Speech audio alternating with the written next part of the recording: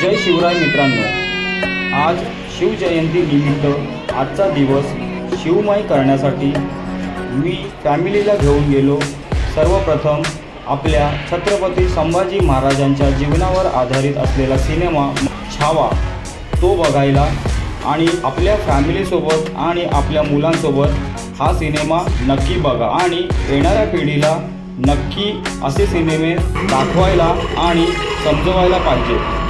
यानंतर आम्ही दुपारचं जेवण जेवलो आणि निघालो घाटकोपरमधील आमच्या जवळच असलेल्या अमृतनगर येथे छत्रपती शिवाजी महाराज चौकमध्ये, जिथे आपल्या छत्रपती शिवाजी महाराजांची जयंती अगदी उत्साहाने आणि खूप जल्लोषात साजरी केली जाते।